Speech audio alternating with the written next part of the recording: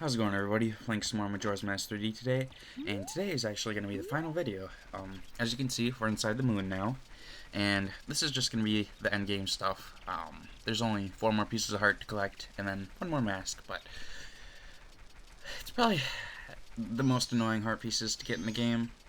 Well, 2 of them are. Actually, kind of just 1, but otherwise, I don't think you have to actually talk to these guys. I believe they're just in case you want to get the heart pieces. And then the Fierce Deity Mask, so if you don't want the final 4 heart pieces, or Fierce Deity Mask, you don't need to do this. But I highly recommend you do so, because Fierce Deity is pretty cool, and having full 20 heart containers is always nice. There is a few cuts, because it did take me quite a while to get through this. I don't want to discuss how long, but I'll just say this video was originally over an hour, so that gives you a little bit of a hint. I think the main reason for my trouble was the PS4.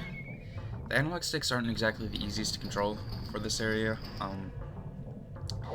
I mean, in some areas they do seem more useful, but other areas not so much. The way to know which way to go here is to just follow the fish, and then it'll come across the door like here, and then the heart container, or excuse me, heart piece, I believe. Well, I'll show it here. It's either this switch or the next one. It's an unfortunate thing that you have to do for the heart piece here. You actually do have to restart the entire tunnel once you get the heart piece, because I don't think you can swim back. Okay, this isn't the heart piece area, but coming up is going to be the heart piece area, and once you get the heart piece, I believe you actually have to restart from the beginning, which kind of sucks, but it is what it is. These little clips that I put together here were the most successful runs that I had to each little checkpoint area. I know I'm saying a lot. I just woke up. It's actually pretty early. So instead of following the fish, if you want to get the heart piece, head through this little tunnel, and then you actually have to perfectly time these little dolphin dives. which is very annoying. I remember on the 3DS version especially, because the circle pad, it cooperates in some areas not so much. And you don't actually have to do it in the way that I'm showing this. I mean, you could go Deku Link path, Zora Link, then Goron, or Goron, Zora, Deku, whatever you want to do. And then there's also one little trial area for Human Link. It's not too difficult, and it has the easiest heart piece of the areas. So that concludes the little Zora area. What you want to do now is take off the Zora mask, and then he's going to ask you for some more masks. And I recommend saving the bunny mask until last, just because you can keep the speed. You also give him the Mask of Truth, which I don't know that these gossip stones in these areas really tell you anything too exciting, so you don't really have to look at them. Like, I skipped through all the gossip stones, but if you need to, I believe they just give you a little hint on how to progress through the area, maybe. Using the Goron mask also is a good way to get up here. Bunny mask would be a bit slower, which I know I never really took advantage of the Goron mask throughout this playthrough. I always stuck to the bunny mask mostly, but I don't know, I just never really thought about using the Goron mask for a traversal very often, which is stupid to me, because it's really useful. And while I'm giving these masks away to this guy, I want to talk about my next playthrough, or Let's Play. I'm not certain what it's going to be yet. Like, I know which game is all the game I'm playing through next. I don't know if it's going to be a Let's Play or a walkthrough. I still have to think about that, but it is going to be Minish Cap, which, now that I've done a practice playthrough of it, I have come to enjoy it a bit more, so I don't know, hopefully things will go smoothly. I didn't really die too often. I don't think I actually died, because I was using the Zelda dungeon walkthrough, and that's kind of going to be what the walkthrough is going to be based off of. So in case anyone's really curious, or just wants something that coincides with the Zelda dungeon walkthrough. Maybe there is some walkthroughs online that follow the walkthrough, but that's just going to be how mine's going to be. And yeah, hopefully things go smoothly. Maybe I'll get one of those first videos up either one of the weekdays this coming week or on Saturday. We'll just see. But here's our second heart piece. Don't feel bad if you're struggling like crazy in these areas. They are incredibly difficult to get through. It really just takes patience and just kind of learning how lenient you can be with the controls and whatnot. And thankfully, to progress through this area, it's not too difficult for this part. You just need to roll. And I believe if you're really struggling, you could do some bomb hovers, which is difficult to learn, I think, but once you get the hang of it, it's not too difficult. Personally, I don't really want to learn the glitches so much, because I do like the speedruns without glitches, so that's just me. But anyways, that takes care of the Goron Link section. And then that leaves us with the Deku Link section and the Human Link section. So we're going to roll back up here again.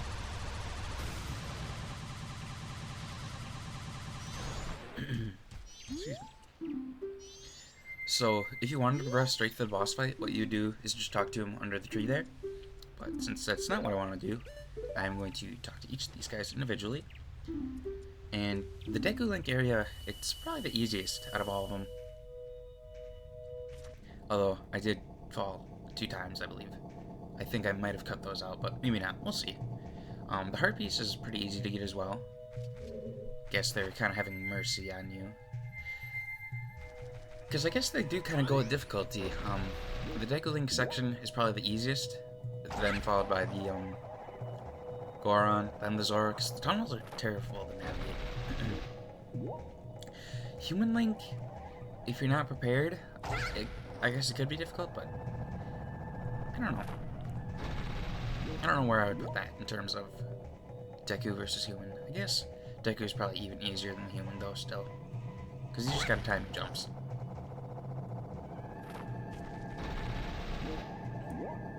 And like I said, I think these gossip stones just tell you what to do, or maybe there's some hidden lore about Majora? I don't know. If anyone in the comments knows, feel free to let me know. But this is how we get to the heart piece over in the corner back there. Just need to time our jump. Like so.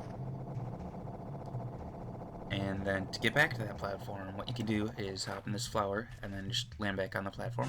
I don't know if I successfully make it or not. Okay, I guess I cut it, but if you fall, it's okay. You can just restart from the beginning of the area. And then this is the only room in the Deku area, so it's not that big of a deal. Then we just fly on over here. Get to the door. And then that takes care of the entire Deku area. So all that's left is the human-like area. So we're just gonna give these guys some more masks. Stone mask. I don't know if the enemies in the human-like area are affected by it. I can't imagine they would be, but maybe. It's not like you really need it at this point. Excuse me, because of how many hearts we have. So you do you though. If you want to test it out, go for it. We do have the Gilded Sword and the Great Fairy Sword, so we can take care of enemies pretty quickly. And the light arrows. So we're going to give these guys some more masks.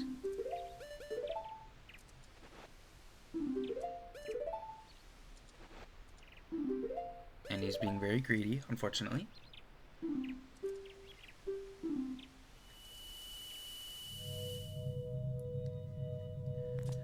So this is the kind of area I wish they had more of in the game. Really areas that challenge the human-like aspect. Because you're so powerful, yet it seems like most of the time they just throw at you some of the easiest enemies, even though you have the Great Fairy Sword. Now, oh, it Dino Falls. These guys are easy with the Great Fairy Sword. I think it's a one-hit kill. But I do wish that there were more challenging areas. Maybe not enemies that necessarily damage you, like 2 hearts, but like keep the damage to a minimum, but would give them more health, so you can enjoy a longer fight. I think that's maybe part of the reason that I never really learned like proper combat for this game. Just because the enemies, the fights are over with too quickly, so there's not really a point to learn the fights. Like these Darrow Masters, it's maybe 2 jump attacks of the Great Fairy Sword. So, I don't know. I mean, clearly you can see the pattern of how to damage him, but really with this many hearts. And I don't know. I don't know. It's too early for this.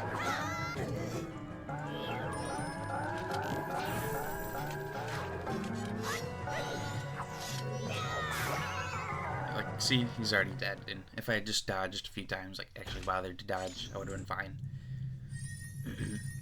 Because from what I can see, it's just you need to sidestep and then roll. Or just shield and then roll. It's not too difficult though, either way. And then these chests contain bomb juice, I believe. Oh, no arrows, okay. And then, don't worry, the heart piece for this section is very easy. And then, a strategy I learned for taking care of these guys when I was doing the speedruns of Ocarina of Time, which I plan to continue at some point soon. And that was very fortunate that it didn't hit me. You actually get behind the iron knuckles, and then it kind of gives you a free hit. In this case, the guy wasn't seated. So, it didn't really matter too much, but it gave us a free extra hit for a little bit of time, so that's all that really matters.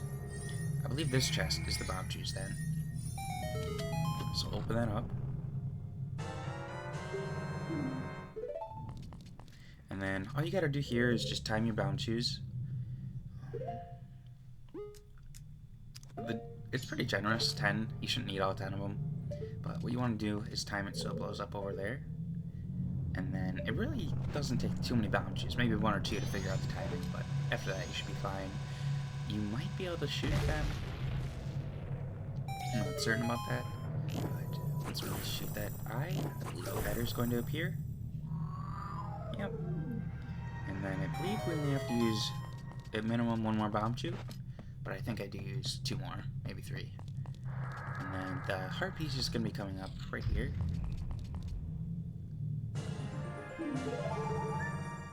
So that's all 20 heart containers of the game. And then just take care of this little crack in the ceiling.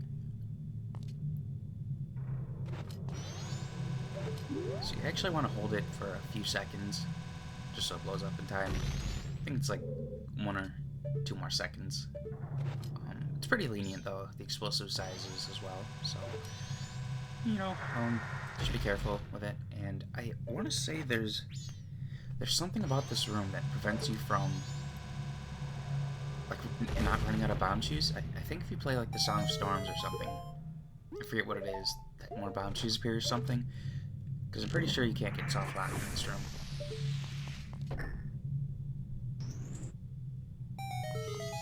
So now we'll head through here. And that's the end of the Child Link section. And we'll give them our last few masks.